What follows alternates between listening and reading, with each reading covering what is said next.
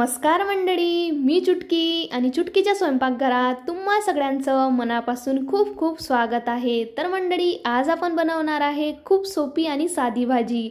तर चला तर व्हिडिओला सुरुवात करूया। त्यासाठी फक्त आपल्याला कांदा, टमाटर आणि लसूणच लागणार आहे। तर आज आपण बनवणार आहे बेसनाच्या वड्या। तर मंडळी, तुम्ही जर चॅनलवर नवीन असाल तर नक्की सबस्क्राइब करा बरं, सबस्क्राइब करायला बिलकुल विसरू नका। तर चला तर व्हिडिओला सुरुवात करूया। त्यासाठी आपण घेतले आहे 2 टमाटर, 2 लहान कांदे आणि लसणाच्या पाकळ्या आणि थोडीशी कोथिंबीर, हे तर आपल्याला पाहिजेच।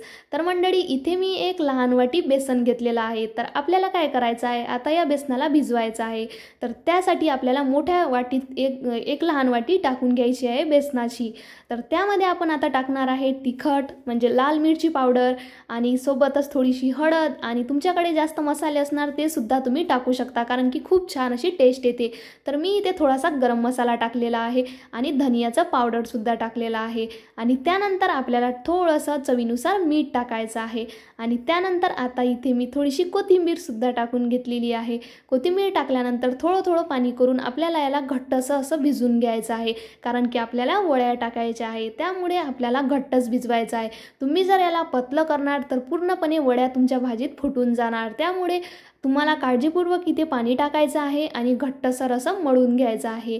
तर थोडंसं पतलंच करायचं आहे आपल्याला, पोळ्याच्या उंड्यासारखं नाही करायचं, थोडंसं पतलंच करायचं आहे। पण तुम्ही काळजीपूर्वक पाणी टाकून इथे थोडं पतलं करा। तर मंडळी, अशा प्रकारे जर तुम्ही रेसिपी बनवाल तर खूप छान आणि टेस्टी बनणार। तुम्ही नक्की ही रेसिपी तुमच्या घरी ट्राय करा, कारण की मी तर हमेशा बनवते।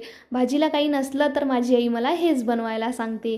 तर तुम्ही पाहू शकता आपलं बेटर इथं तयार आहे। आणि त्यानंतर काय करायचं आहे, पटकन गॅसवर कढई ठेवायची आहे आणि भाजीचा आपल्याला तडका तयार करायचा आहे।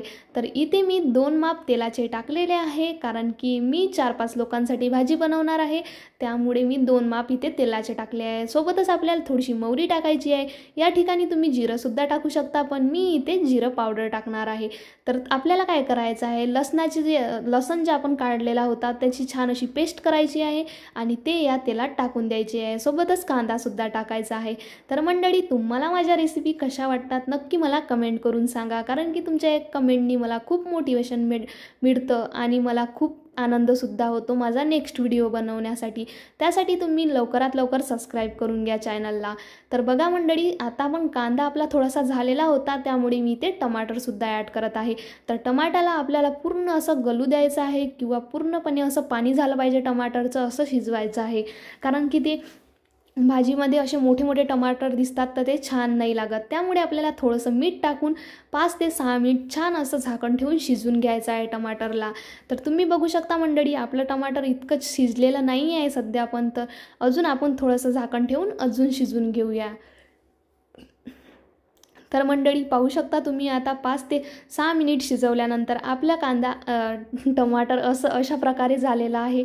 तर तुम्ही बघू शकता थोडंसं पाणी झालेलं आहे टमाट्याचं, आणि आताच मी इथे मसाले ॲड करणार। तर बघा, मी इथे तिखट टाकलेलं आहे, चवीनुसार तुम्ही लाल मिरची पावडर टाकून घ्या आणि सोबतच धनिया पावडरसुद्धा टाका, सोबतच हळदसुद्धा टाका। जेही मसाले तुमच्याकडे असेल ते पूर्णपणे तुम्ही यात टाकून द्या, कारण की खूप छान मसाल्यांनी भाजीची टेस्ट येते। मी तर इथे फक्त गरम मसालाच टाकलेला आहे, माझ्याकडे दुसरा कोणताच मसाला नाही, त्यामुळे फक्त मी इथे गरम मसाला ॲड केलेला आहे। आणि हळद, तिखट हे टाकून घ्या, आणि जिरं पावडर टाकलेलं आहे, कारण की मी जिरं पावडर तेलात ॲड नव्हतं केलं त्यामुळे। आणि सगळ्यात मेन आपल्याला टाकायचा आहे हिंग थोडासा, तुम्ही आधी टाका किंवा नंतर टाका, पण हिंग नक्की तुम्ही टाका मंडळी, कारण की हिंगाने खूप छान अशी टेस्ट येते। तर आता या ठिकाणी काय करायचं आहे, आपल्याला जितका रस्सा बनवायचा आहे तितका आपल्याला इथे पाणी टाकून घ्यायचं आहे।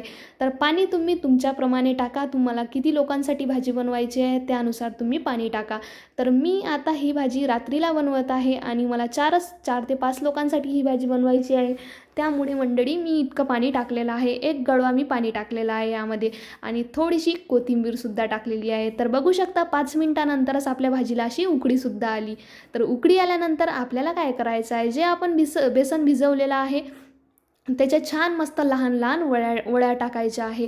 तुम्ही कणकीसारखं मळून लाटून त्याला कापून ते सुद्धा करू शकता. आणि अशा प्रकारे तर खूपच इझी, फक्त 10 ते 15 मिनटात तुमची भाजी ही बनून तयार राहणार. तर मंडळी, भाजीला कधी कधी नसतं आपल्या घरी, त्यावेळेस तुम्ही नक्की ही रेसिपी ट्राय करा. आणि ट्राय केल्यानंतर मला कमेंटमध्ये सांगा, कारण की यूट्यूबवर तर याला खूप नाव आहे. आमच्याकडे तर याला बेसनाच्या वड्याच म्हणतात, पण यूट्यूबवर डुबुक वड्या आणि खूप काही नावं आहे यासाठी, या रेसिपीसाठी. पण आम्ही याला बेसनातल्या वड्याच म्हणतो. जेव्हा आमच्याकडे भाजीला काही नसतं त्यावेळेस आम्ही ही रेसिपी बनवतो. तर बघा मंडळी, आपल्याला बिलकुल हलवायचं नाही आहे. वड्या टाकल्यानंतर जोपर्यंत वरते येत नाही तोपर्यंत आपल्याला बिलकुल हलवायचं नाही आहे. तुम्ही जर टाकताबरोबरच हलवणार तर पूर्णपणे तुमची रेसिपी बिघडून जाणार. तर बाय बाय मंडळी.